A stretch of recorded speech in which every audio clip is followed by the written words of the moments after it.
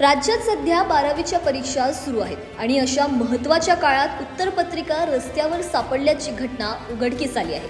कामोठे वसाहतीत संपूर्ण संचच रस्त्यावर पडलेला आढळून आला, ज्यामुळे विद्यार्थ्यांच्या भविष्यासंदर्भात गंभीर प्रश्न निर्माण झाला आहे।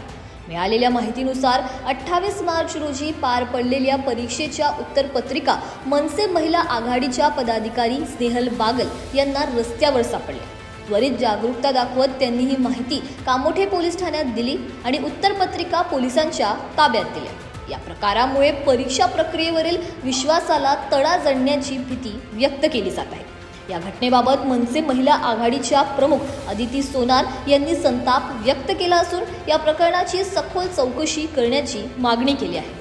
उत्तरपत्रिका कशा आणि कुठून बाहेर पडला, यात कोणाचा हलगर्जीपणा होता याचा तपास करण्याची गरज असल्याचे त्यांनी सांगितले। परीक्षांमध्ये प्रामाणिकतेला महत्त्व असतं, मात्र अशा घटनांमुळे संपूर्ण प्रणालीच संशयाच्या भोवऱ्यात सापडते। या प्रकरणाची अधिक माहिती घेतली असता उत्तरपत्रिका एका शिक्षकाकडून गहाळ झाल्याचे समोर आले आहे। संबंधित शिक्षकाने मुंबई विद्यापीठाला याबाबत माहिती दिल्याचे विद्यापीठ प्रशासनाने स्पष्ट केले आहे। सर्वात प्रथम मी तुम्हाला हे सांगेन की माझी सहकारी स्नेहल बागल तिच्या कामासाठी कामोठा बस स्टॉपच्या इथे आली होती। तिला निदर्शनात आलं काहीतरी बंडल पडलंय कागदांचं, जे उडून तिच्यापर्यंत आलं। थोडंसं चौकशी आणि खोदकाम केल्यावर तिच्या लक्षात आलं की हे 12वीचे ह्या वर्षीचे बीकेचे पेपर आहेत, जे कामोठा येथे बस स्टॉपच्या मागे कोणीतरी फेकून गेलंय। जेव्हा अधिक शोधाशोध केली, अशी 3 ते 4 बंडल सापडली आहेत जी ह्याच सब्जेक्टची आहेत। आता मला तुम्ही सांगा, आमची मुलं 12वीला बसली आहेत, ज्यांनी पेपर लिहिले आहेत, त्यांच्या पालकांनी काय करायचं? सरकार तर ह्या बाबतीत काय करेल याची अपेक्षाच नाहीये। की आलेल्या दिवसामध्ये तुम्ही सगळं बघताय, शिक्षण व्यवस्थेचा काय सत्यानाश आणि बोजबारा मांडलाय ना, ते आपल्याला प्रत्येकाला कळलंय। आणि ह्या पेपरवरनं तर तुम्हाला स्पष्ट समजेल।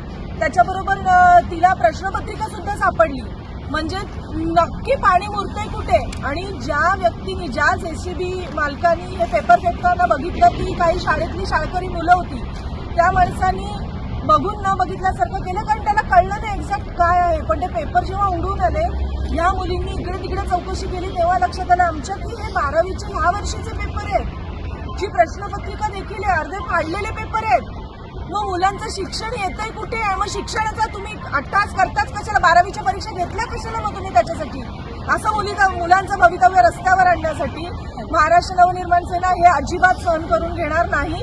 आणि आता याचं उत्तर शिक्षण मंत्र्यांना नक्कीच द्यावं लागेल। मॅडम, अधिवेशन चालू आहे, अधिवेशन काळामध्ये अशा प्रकारच्या घटना घडल्या। साहेब, अधिवेशन काय घेतात? ते अधिवेशन नसतं। अधिवेशनात हा मुद्दा उपस्थित करावा अशी आपली मागणी करायला पाहिजे। म्हणूनच आम्ही पोटतिडकीने बोलत असतो की जिथे महाराष्ट्र नवनिर्माण सेनेचा तुमचा एक जरी व्यक्ती अधिवेशनात असेल ना, तर तुमची सगळी कामं होतात। अधिवेशन कसलं अधिवेशन?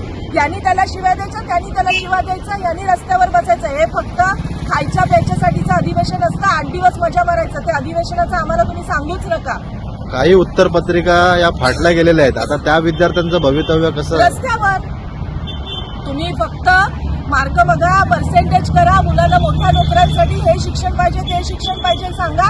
आणि या अवस्थेमध्ये मुलांचे पेपर सापडले, तर मुलांनी करायचं काय? आता काय सगळ्या 12वीच्या मुलांचं भवितव्य हे रस्त्यावर आणून पुन्हा 12वीच्या परीक्षा घेणार आहेत का?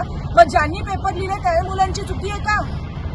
याबाबत शिक्षण अधिकाऱ्यांशी काय संपर्क साधला?